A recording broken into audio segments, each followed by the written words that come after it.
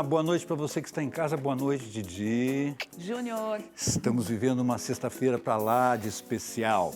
Afinal de contas, agora em julho nós completamos um ano de Metrópolis na pandemia, exatamente. E como você pode ver, tem bastante novidade por aqui. É isso mesmo. Bom, o visual mudou bastante, mas olha, mesmo não sendo uma comemoração, até porque a gente não tem muito o que comemorar com tantas vidas perdidas pela Covid, a gente mostra que com criatividade e coragem é que se faz um programa diário de arte e cultura em plena pandemia. É verdade, Didi, foram muitos aprendizados e teve muita luta também, né? Nesses tempos vimos um vergonhoso descaso do governo federal com a vida, com a cultura e com a nossa memória, como no caso do incêndio ontem da Cinemateca Brasileira, a já conhecida, chamada Tragédia Anunciada. Mas tudo isso só serve de motivação para que a gente mostre que arte, sim, cura, conecta e nos transforma. Com todos esses desafios, Cunha, chegamos até aqui, perseverantes, de olho no futuro, o futuro pós-crise, inclusive. A gente coloca essa discussão na mesa hoje e tem muito mais para você.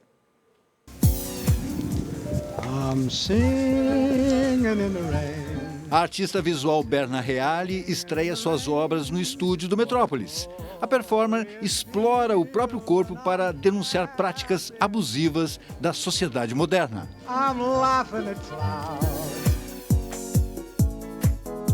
Depois de quase 6 anos fechado, o Museu da Língua Portuguesa está de cara nova e será reaberto. Um minuto, só vamos falar ali para fazer silêncio aqui. Essa posição tá boa? Um ano de Metrópolis em novo formato. O programa se reinventou para fazer televisão de casa. Praticamente abrimos a nossa casa, né? Sou feliz com meu empenho, sou feliz porque eu planto o amor. E os desafios da cultura quando tudo isso passar? O que aprendemos com as lições da pandemia? Deixar umas mensagens positivas aí para as pessoas se cuidar. Em breve nós tá aí se reunindo de novo. Como você entende o papel da cultura nesse momento e nesse futuro próximo? Eu acho que a cultura, como sempre, né, tem essa característica que ela pode salvar, né, o próximo momento que a gente vê aí. Se a gente olhar hoje para a cidade de São Paulo, e aí talvez direcionando para um outro lugar, a gente tem movimentos que historicamente ocupam as ruas. Se a gente for olhar todos os movimentos de cultura periférica, negra e tudo mais, sempre privilegiaram o uso desses espaços. E são espaços que, historicamente, vêm formando politicamente muita gente.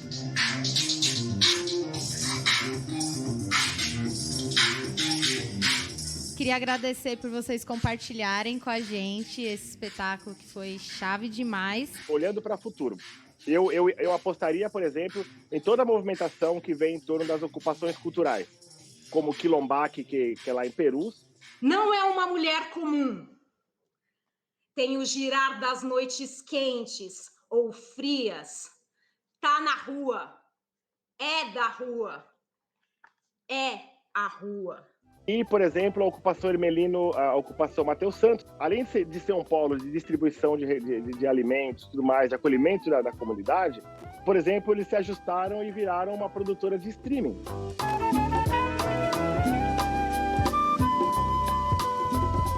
Durante a pandemia, uma dos projetos que você se envolveu foi, né, a atuação Democracia e Cidadania, que virou um match founding chamado Em Frente. A história é de cada um. O movimento É do todo. Em frente. A ideia foi girar todo o recurso que foi captado pela Fundação, foi de direcionar esses recursos para esse atendimento emergencial dos territórios periféricos pelo Brasil afora. Não dá para você exigir que a pessoa lance um disco, empreenda, esse tipo de coisa, se a emergência territorial que ela está vivendo é outra. Entendeu? As pessoas precisam comer, precisam de itens de higiene, esse tipo de coisa.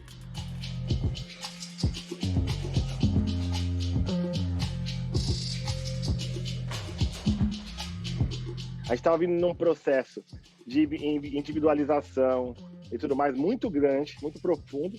A pandemia, ela aparece para dizer assim, galera, assim, as estratégias precisam ser coletivas. A cidade, ela é uma estratégia coletiva. A cultura, ela é uma estratégia coletiva. A vacinação, ela é uma estratégia coletiva. São processos coletivos que vão salvar a gente daqui em diante. E a cultura funciona como esse espaço, entende? Eu tô com medo, eu tenho força, então eu tenho coragem. E você? Tem medo de quê? Dias de mar, guardei teu candeeiro. Rebeca, eu quero saber sobre o projeto da sua plataforma que se chama Esquema. Como é que é? Como é que funciona?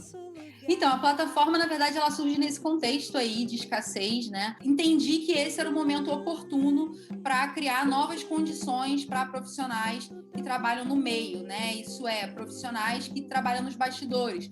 Vai desde o produtor cultural, passando pela camareira, até quem fornece comida de rua, até o chefe, o catering. Enfim, tipo, ali é uma plataforma realmente que reúne toda a diversidade de profissionais, porque muita gente não sabe que para a gente colocar um projeto na rua, tem muito mais gente nos bastidores do que na frente, né, das câmeras, ou dos holofotes, ou no palco. E a minha avó, quando morreu, ela espirrou 3 vezes.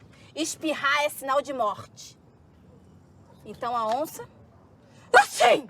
Tanto a pessoa pode se inscrever como prestador de serviço, como pessoa que procura o serviço, né? O que a gente faz, na verdade, é conectar mesmo. O que a gente faz é dar o match, né? Fazer o Tinder da cultura. A gente conecta mesmo quem procura a quem oferece. A nossa grande inspiração foi uma plataforma alemã chamada Crew United, que é uma plataforma voltada para o cinema. E pesquisando muito no Brasil, a gente não tinha achado nada semelhante. Até que ponto presta o que cê prega, segrega. E a meta da meta é ser... Não tem mais como produzir atividades artísticas sem pensar numa presença digital. Mesmo que as atividades sejam híbridas, mesmo que as atividades sejam presenciais, eu acho que o digital ele é um caminho sem volta. Assim. A gente tem um desafio muito grande ainda para as linguagens artísticas, né? Que eu acho que tem um desafio aí de se reinventar, e a cultura é um dado orgânico. Eu também não desejo que a gente volte atrás, eu acho que a gente está em movimento também, a gente não sabe o que é que vem aí, mas com certeza o teatro ainda vai se reinventar muito, as artes visuais vão se reinventar muito, o cinema ainda vai se reinventar muito, e isso pode ser bom. Vai, levanta e anda, mas essa aqui vai, que o sonho te traz coisas que te faz.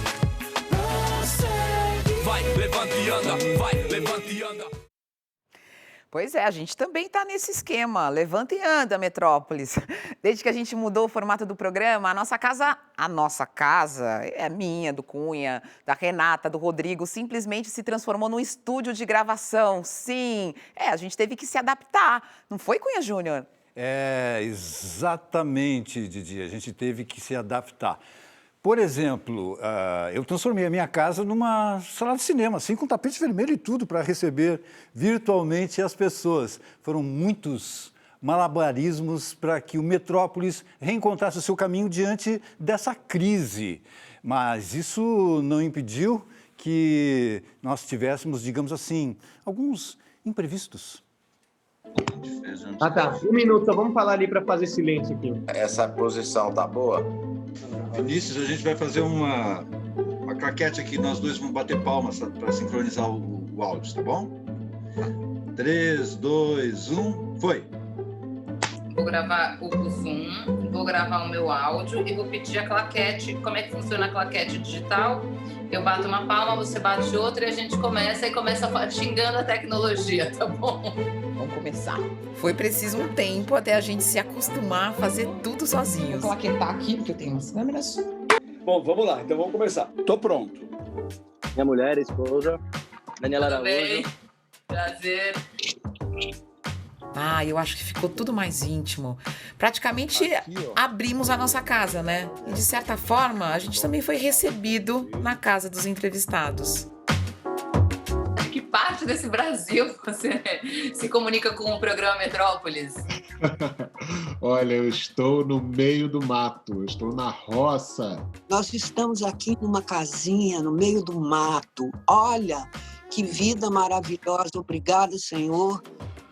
Tô parecendo Baby Consuelo. E haja imaginação para fazer TV sem sair de casa. Estaríamos às voltas com uma iminente invasão extraterrestre? E a bruxaria, é claro, não está fora das redes sociais. Olha aqui, a bruxa preta. Pode sentar em cima. Bem em cima. E aí... O símbolo da opressão mais famoso de 1984 é o Grande Irmão, o Big Brother, que vigia as pessoas em todos os lugares. Se você errar... A família deu pitaco, ajudou. Tá bom. Tá bom, obrigada, filho. Vamos lá? Atrapalhou. Tem ali que eu não tô... Ah, meu filho. Tem. Vai voltar. Tá bom, volta. Tá. Roteiro de animação, música. Ai, que fofo, seu gato. Adora entrar no meio da entrevista, o gato. É uma coisa impressionante. E teve emoção. Ó, que se me emocionou, porque nesse momento da quarentena a gente tá tão emotivo. Passa um filme. É só um filme que passa, ele vai vindo e a gente termina se emocionando, que é importante, também é bom. E também compartilhamos boas risadas.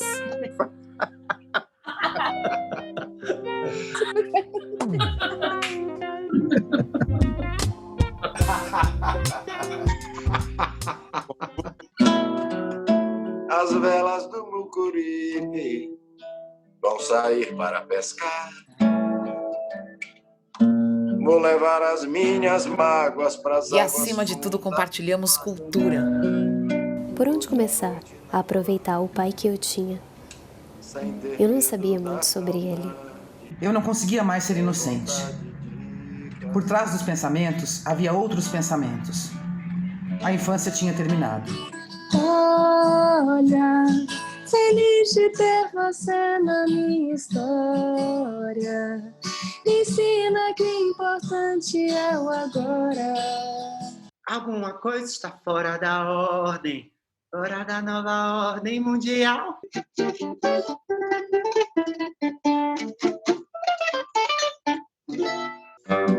A impressão depois de um ano é de que, na verdade, nos aproximamos mais. Não só dos convidados, mas do público também. Queria falar que o programa de vocês é muito legal. E que eu assisto o programa de vocês. E que é muito bacana que vocês ainda, que fortemente estejam continuando a fazer o programa. E aproveitando, obrigada a todos pelo apoio, pelo incentivo. Valeu. Em nome de toda a equipe do Metrópolis, eu agradeço. Obrigado. Agradeço muito. Valeu. Agradeço muito. Obrigado. Você é o Metrópolis também. Só agradecer mais uma vez ao espaço do Metrópolis. Estava com muita saudade de vocês, faz muito tempo. Adriana, beijo todos aí do Metrópolis, tá? Obrigadão, tamo junto.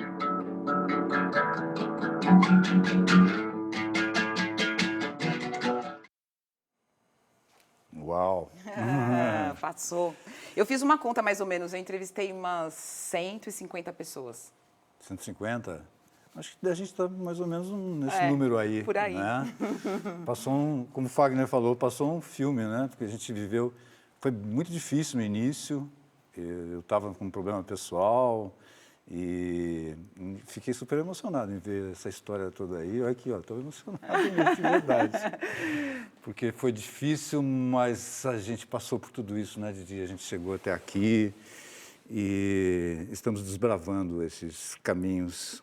E isso é importante para esse programa. Por isso que a gente está nesse programa até hoje, né?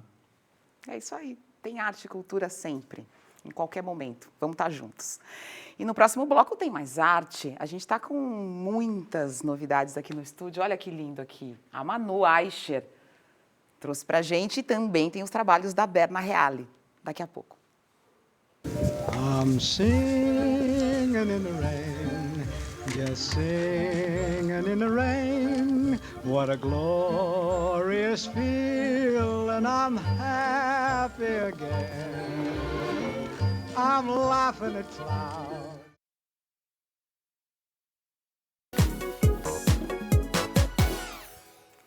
E essa vinheta que você vê todos os dias na abertura do Metrópolis é uma criação da artista visual Manuela Eichner. E ela aceitou o nosso convite para ampliar a participação no programa. Agora a Manu, para os íntimos, assina essa parede enorme aqui, ó. 3 metros de altura e que carinhosamente passamos a chamar de empena, uma referência à ótima fase da arte de rua produzida hoje nos prédios da cidade. A obra usa a técnica da colagem e leva o título de A Vida é Mais Antiga que Nosso Corpo, marcando a estreia desse segmento do programa com obras dedicadas à arte urbana. Olá! Eu sou Manuela Eichner, artista visual e ilustradora, trabalho muito com a técnica da colagem e fui convidada pelo programa Metrópolis para fazer a empena nova do programa. Sou muito fã do programa e tenho muito carinho pela nossa parceria. A colagem chama A Vida é Mais Antiga que Nosso Corpo. Foi uma colagem onde eu fiz digitalmente, eu misturei imagens muito antigas do corpo humano com imagens de animais, como a baleia e a cobra, e algumas plantas. O intuito dessa colagem é para nos lembrar dessa metamorfose que está acontecendo entre todos os seres viventes, né? Entre os viventes e a terra, e para a gente parar de separar os saberes, né? Quem sabe todos já fomos peixes. A natureza, ela é ancestral.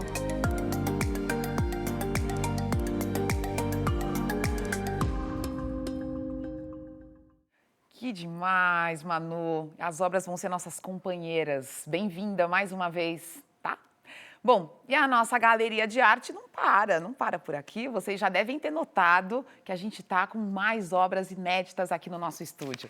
São fotos extraídas de vídeo performances da paraense Berna Reale. Essa mulher que é uma potência na arte contemporânea, né?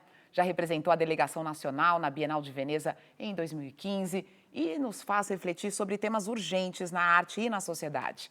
A Berna está aqui para falar com a gente, direto de Belém do Pará, conversar com a gente, com as obras, ver suas obras aqui, mesmo virtualmente, no nosso estúdio.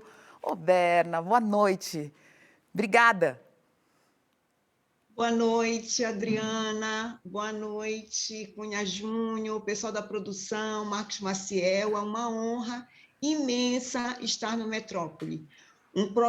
Metrópolis é um programa que eu admiro muito pelo conteúdo, pela seriedade com que trata a pauta da cultura e da arte. Muito obrigada, a honra é minha. Ah, então pronto, estamos em casa. E a cada programa aqui, a gente vai olhar um detalhe da obra, é um privilégio. E aí, para que as pessoas também entrem no seu trabalho, Berna, eu queria que você falasse um pouco o que te motiva e te inspira. A gente percebe aqui nas obras que estão aqui, nessas obras, que o seu corpo, também é um eixo central do seu trabalho, né? O meu trabalho ele é muito voltado para a questão do coletivo, né, dos problemas sociais. Eu sempre falo que meu corpo é um corpo coletivo. Eu só me interesso por assuntos que fazem parte de um problema social. Eu realmente não sou uma artista que gosta de falar dos meus problemas, de uma memória pessoal. Eu me preocupo muito mais com um problema coletivo, com questões de grupo. Sim, e são trabalhos que mostram para a gente, muitas vezes, opressões, e aí você desmascara algumas opressões ou luta contra elas. A partir até da obra que está aqui, das obras que estão aqui, a gente pode entender isso melhor. Inclusive, vamos olhar um pouquinho mais do trabalho da Berna. Massa é bi, a massa, a massa é bi, la massa é bi, la massa, la massa é bi. A massa é visível, a massa é massa, a massa é sensível, a massa é massa, a massa é pública, a massa, pra massa, a massa é massa, la massa é visível, la massa é massa, la massa é sensível, la massa é massa, la massa é pública, la massa, pra massa, la massa é bi, la massa, la massa é bi. Olha aí, e aí a gente tem logo aqui também essa obra, A Massa é Bi. Bom, a gente viu aí o vídeo da performance, né? Vídeo, a fotografia, isso. Que papel que eles têm dentro da sua obra, dentro dessa criação, Berna? Eu trabalho com performance, trabalho com imagem também, né, com vídeo, mas a performance, por exemplo, ela acontece naquele momento, mas se ela não tiver um registro, ela não pode ser mostrada depois. Então, o registro, esse vídeo ele é muito importante, porque é uma forma também do trabalho se apresentar depois em outros espaços. Claro, e aí nessa obra que a gente viu um trechinho do vídeo e tem aqui no estúdio, a Massa é Bi, por que caminhos você quer levar a gente? Na realidade, esse trabalho ele fala muito sobre a questão de você ser aceito, né? E de você não ter mais a questão de sexo definida, né?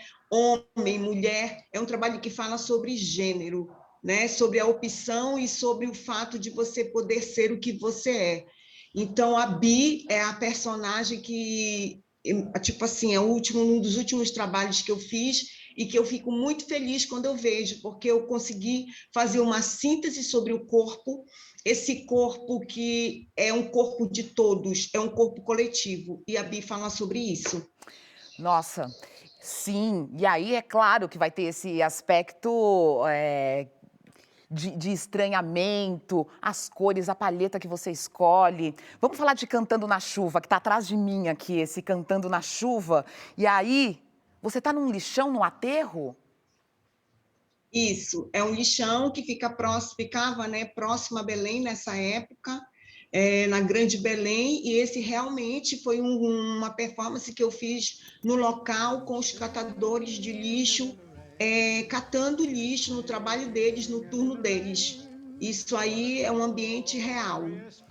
Pois é, e aí você apresenta para a gente imagens tão paradoxais que faz com que a gente, é claro, né, comece a refletir sobre quem são essas pessoas, né?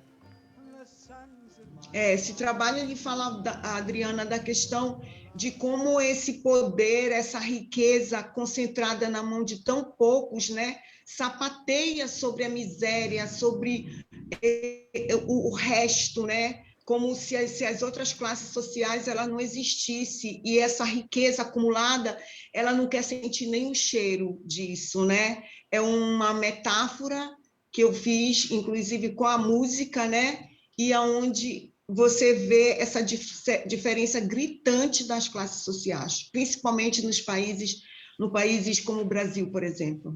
Claro. E uma artista como você, que observa a sociedade, é claro que vai falar sobre violência também, sobre poder, e Palomo também transita por aí, né? Sim, Palomo é um trabalho que eu fiz sobre a questão da ditadura silenciosa, né? do poder que cala. Palomo foi feito em 2012 e logo em 2013 nós tivemos as primeiras manifestações de rua no Brasil, que eu acho que muita gente se lembra, né? Que foi quando o povo se vai para a rua, vai reivindicar. E esse estado de poder que cala, muitos jovens foram presos na época, e até hoje, né, a polícia montada, ela na realidade, quando ela é chamada, é porque as forças do solo já não contêm a multidão. Então, o Palomo fala disso, fala dessa violência silenciosa do Estado para calar. Violência silenciosa do Estado para calar. Quando você fala sobre isso, eu penso na Cinemateca queimando. Cinemateca brasileira, na Zona Oeste de São Paulo, ontem, queimando, um galpão queimando, muita coisa se perdendo. O que a gente perdeu, o que a gente está perdendo nesse incêndio da Cinemateca? Eu realmente fico até emocionada em falar sobre isso, porque, para mim, falando como artista, foi uma negligência muito grande, né, do Estado, do poder, do governo federal, porque era uma coisa que estava latente, foi uma coisa que se questionou muito, a saída dos funcionários, o abandono da Cinemateca. Então, isso não foi algo inesperado, foi algo que já estava, né, com todas as possibilidades de acontecer. Então, para mim, isso é uma responsabilidade muito grande do poder público. Eu estou realmente muito triste, porque perder um acervo como tem a Cinemateca é perder uma memória, é perder, inclusive, obras que estão ali, que só estão ali, não estão em outro lugar. É uma tristeza enorme. E, realmente, eu acho que, por um motivo desse, é que o povo deveria ir para a rua. Os artistas deveriam ser mais unidos e a gente tinha que pressionar o poder federal. Essa é a minha opinião. Claro, Berna, claro, porque a gente está num ponto insustentável e a gente está perdendo a nossa memória. Seguimos na luta com arte para transformar. Obrigada pela sua presença no Metrópolis. Imagina, eu que agradeço, um prazer enorme e uma honra para mim estar aqui. E o meu trabalho. Um beijo. Obrigado. A gente só tem que agradecer, né, Didi? Claro, agradecer a esses artistas todos que estão com a gente em todos os momentos. Obrigado, Berna. Bom, no próximo bloco, o Museu da Língua Portuguesa está de volta. Ele foi todo reconstruído depois do fogo que destruiu o prédio em 2015. A gente mostra para você já já.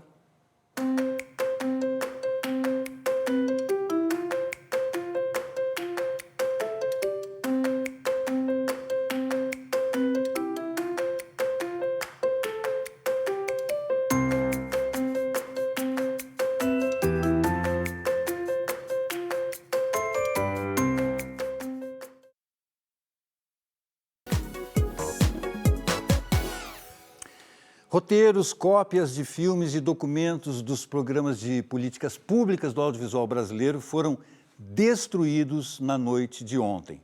O incêndio que consumiu aproximadamente 1.000 metros quadrados do galpão da Cinemateca, instalado na zona oeste de São Paulo, era, como se diz, uma tragédia anunciada. De acordo com o Corpo de Bombeiros, o incêndio teria começado num aparelho de ar-condicionado que fica no primeiro andar do galpão e que passava por manutenção, feita por uma empresa terceirizada.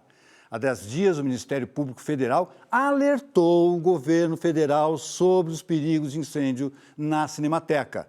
Lembrando que a instituição possui uma grande quantidade de rolos de filmes, material altamente inflamável.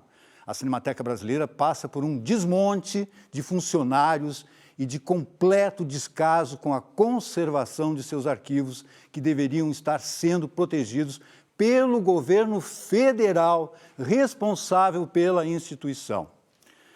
Em nota, a Secretaria Especial de Cultura informou que toda a parte de climatização do prédio passou por manutenção há um mês, como parte do esforço para manter o acervo da instituição. Esse é o 5º incêndio que a Cinemateca sofre em toda a sua história. No fim do ano passado, o mesmo galpão sofreu com as enchentes na região onde está instalado. Até quando, então, o governo federal vai deixar a cultura no limbo? Vai continuar queimando aí as nossas florestas? Vai continuar destruindo a nossa identidade? A gente pergunta, não é? Um povo sem memória é um povo sem história. E a gente só tem a dizer: basta. Se, por um lado, o descaso com a memória do audiovisual é nítida, em outras iniciativas, a preservação da nossa história está sendo mantida. O Museu da Língua Portuguesa abre suas portas no próximo domingo. Foram 5 anos e 7 meses desde que a instituição também sofreu um grande incêndio. O prédio agora tem um reforço no sistema de segurança contra o fogo, mais salas para exposições e um terraço com vista para o Jardim da Luz. A inauguração será transmitida pelas redes sociais do Museu da Língua Portuguesa. Já a visitação segue aí restrita, claro, por conta da pandemia. Os ingressos precisam ser comprados antecipadamente pela internet, com dia e hora marcados. 40 pessoas vão poder entrar no museu a cada 45 minutos. Lá dentro, claro, o visitante será convidado a um mergulho na história do idioma falado aí por 261 milhões de pessoas em todo o mundo. E essa semana, aqui no Metrópolis, você vai ver um programa especial sobre a abertura do museu. Vamos te mostrar as experiências imersivas, os novos ambientes e como ficou tudo agora, depois da reforma. Vamos lá! Que bom que pelo menos a gente vai terminar o programa com essa boa notícia, uma boa notícia que a gente fala feliz, né? Porque a gente se preocupa com a arte e com a educação, Cunha Júnior. Com certeza, Didi, exatamente isso, a gente quer isso. Então hoje nós ficamos por aqui, obrigado aí pelo seu carinho, pela sua audiência, nós vamos continuar sempre, com essa sua parceria aí, seguimos juntos pela cultura todos os dias. Cuidem-se e até segunda-feira. Até segunda.